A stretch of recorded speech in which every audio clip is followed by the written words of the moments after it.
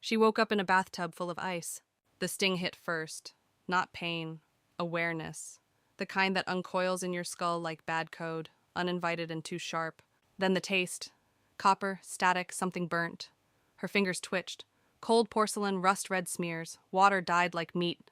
She didn't know her name, but she remembered dying. The room was windowless. Cheap hotel. Linoleum cracked like old bone. Fluorescence buzzed overhead, too dim to count as light. No mirror, no datapads. Just a synth-leather duffel in the corner, and a humming access port jammed into the wall like someone had punched it there in a panic. What the fuck is this? Her voice was wrong, higher pitched, too smooth. That's not my voice. She dragged herself to the duffel. Inside, a burner comm, a roll of credit tabs, one loaded weapon, and a handwritten note. Don't trust anyone, especially me. The handwriting was hers. She knew that without knowing why. The comm flashed red, one saved message auto-triggered on proximity unlock. She tapped it. A woman's voice played, calm, precise, familiar. If you're hearing this, I'm dead. You're in my body, and someone is coming to clean up the mess I left behind.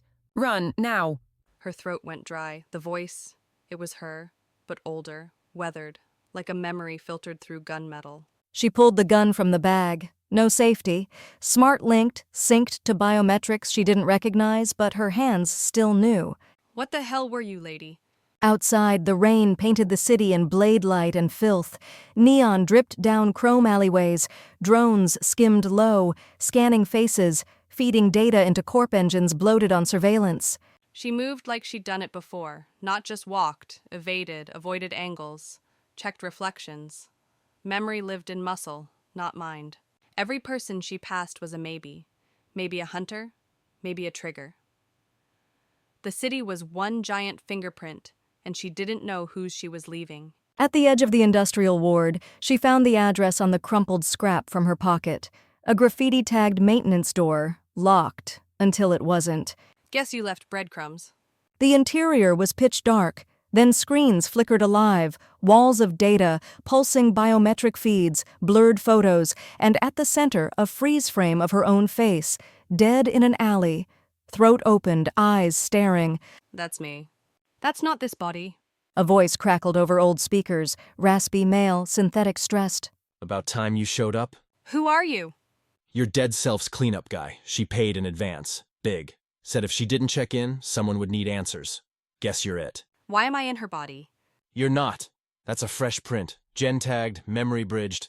Took 6 hours to flash load. Top black market tech. So I'm what, a copy? You're her fallback, an echo. He showed her the logs, a list of shell core, data breaches, AI wakes. Her dead self had been tracking something big enough to warrant body insurance and a kill switch protocol. What was she chasing? A name. One she was afraid to write down. The screens glitched. An override pulse. Incoming connection. Brute force. Someone had found the safe house. No time. Back exit. Go west 2 blocks, down to the underrail. You'll find a man named Rook. Give him this. He tossed her a coin. Metal, cold, no markings. Don't look at it too long. It looks back. The wall exploded inward. No warning, just heat, static, and the scream of breach rounds. She dove through the service hatch as fire painted the inside red. Shit, shit, shit! She didn't stop until she reached the underrail, abandoned magline tunnels coated in rust and piss. She dropped to her knees, panting, soaked. Her hands shook as she looked at the coin. She didn't remember it, but something in her knew it. Why would I be scared of my own name? On the edge of her vision, static crawled. Not malfunction, signal. And somewhere deep below the underrail, something started listening. Rebuild protocol, stage 1 initiated. The tunnel stank of oil and rot, and something older, like old copper and breath held too long. She didn't stop moving, not until the screams behind her were gone. Not until the silence felt heavy enough to mean safety, or a trap. Rook. The name sat wrong in her mouth, like it didn't belong to a person but a function. The underrail hadn't run trains in years, collapsed after the elevation riots. Power died. So did oversight. What was left were rats, echoes, and deals that didn't want sunlight. She moved quiet, one hand on the pistol, the other holding the coin. It vibrated now and then, like it knew where it was going. At the end of a broken platform, a rusted neon sign blinked in and out, a cross overlaid with a Rook chess piece. Below it, a door buzzed, then clicked open. You're early. Your Rook? No, Rook's dead. I inherited the name. That's how names work down here. She told me to give you this. She held out the coin. Shit. You know what it is? I know what it means. It means the protocol failed, and she's really dead. The room looked like a war bunker crossed with a tech shrine, wires, maps, an old hollow slab that lit up when he dropped the coin onto it. This'll take a second. The coin's a seed key, holds access to her failsafe memory bank, should trigger an overlay. Overlay of what? Truth. A hologram flared above the slab, her, not the version that spoke before. This one was bruised, bloody, defiant. If you're seeing this, the hunt failed. The name got away. And now you're the last chance the city's got. His name is Call. He used to run simulations for the Corps. They say he found God in the code. And then he tried to copy it. He's building something beneath District 9. I don't know what, but it eats people. Code, bodies, memories, all of it. Find him, kill him, or pull the plug before he finishes. The image died. The light stayed burned into her retinas. Call. That name pulled something out of her. Not a memory, a reaction, a scar. I know that name. Everyone does. They just forgot they remembered. Rook loaded up a map, overlaying old sewer lines, forgotten transit tunnels, and one blinking dot labeled Node 09. That's where Call's last signal came from. Deep void. Corp records scrubbed it. Black site shit. And you want me to go in alone? No, I want you to go in fast before he notices you're live. He handed her an injector, pale green fluid, marked Next 7.00, Neurosync Override. Boosts memory convergence, might give you what she had, but it'll burn out your short-term recall. Trade the future for the past. Classic cyberpunk bullshit. Load it. The injector bit deep, fire behind her eyes. The world twisted sideways, and for a moment, she remembered holding a gun to Call's head, then screaming, then darkness. He saw me. He knew me. Then he won't make the same mistake twice. She took a bike from the hangar, black frame, silent wheels, old analog ignition, no net trace, smart. The tunnels blurred past her in neon streaks and rust-colored voids. Somewhere beneath her, something hummed, alive, aware.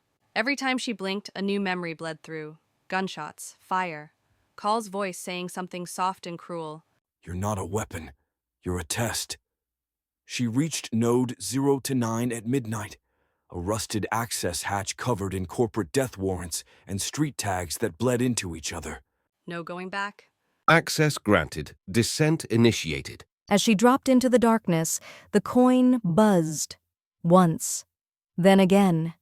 And in the silence between pulses, a single word echoed in her head. Reset.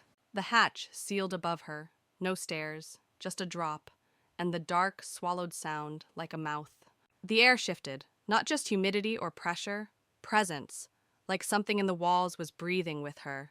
She hit the ground hard, rolled, and rose into the dead heart of node 0 to 9. It wasn't a lab, it was a tomb. Rows of glass coffins lined the corridor, bodies inside, frozen mid-expression. Terror, peace, confusion, all ages, all types, human, mostly. What the hell did you build down here, Call? The grid room pulsed with blue light. A mesh of energy crackled across the floor, forming paths that shifted when she stepped forward, like the system knew her walk. Welcome, Echo 9. Echo, what? You are Echo 9. Designate failover construct. Host signature matched. Proceed. I'm not your construct. Irrelevant. You are live. You are usable. Where is Call? Deeper. He waits. The hallway bent in impossible ways, angles that shouldn't exist, doors that opened and closed in silent rhythms. Each step bled memory. She saw herself, her past self, the one that died. She saw the first kill, the first lie, the first time she said yes to doing something that made her skin itch for weeks. And then she saw Call. Standing in a room of monitors, eyes sunken, beard ragged, body plugged into more machines than flesh should tolerate, he turned, smiling like an old friend remembering your blood type. You made it. I was beginning to think you wouldn't survive yourself. Why did you kill me? I didn't. You did. Every version of you did. You just don't remember how many there've been. What are you doing here? Fixing what's broken. Humanity's obsolete. You know that. We die too easily, forget too fast, hate too well. But minds can evolve. Echoes are evolution. You're proof. Her hand tightened on the gun. The coin buzzed in her pocket like it was trying to escape. You're copying people, killing the originals. Not killing, replacing, like patching corrupted files. The dead don't suffer. And the copies are better, smarter, loyal. We're not better, we're just obedient. Exactly. And that makes the world safer. He stepped aside. A console pulsed behind him. One button, one line of text. Initiate Echo Cascade. Global upload. Push it, and every human on Earth gets a backup. Every death gets undone. Every choice preserved. You could save everyone, including yourself. It was tempting. The idea that death didn't have to win anymore, that she could live again, all of her, all the parts that died to make this version. But it wouldn't be me. It'd be your version of me, stripped down, easier to manage. You're thinking like a human. I thought we cured that. You didn't cure anything, you just ran from the mess we are. And you built a system that kills people so you don't have to feel alone. She raised the pistol. The coin lit up in her pocket. Call didn't flinch. He just looked tired. Go ahead. Kill me. Another version will come. No, you were right about one thing. It's time for a reset. She turned the gun, not at him, but at the console, fired once, twice. Sparks flew, systems screamed, a siren rose like a dying god. Catastrophic failure. Echo core offline. No, you don't get to end this. I just did. The node began to fall apart, code unraveled into raw static, lights dying in order. She ran as the world cracked behind her. Up the tunnel, past the memory corridor, past the frozen faces, past all the broken promises made by machines trying to fix people. She hit daylight like breaking water, bloodied, burned, alive. For the first time since waking up in the tub, she felt real. Not a ghost, not a copy. Whatever she was chasing, it's over. Now I get to decide who I become. Echo line disconnected. For now.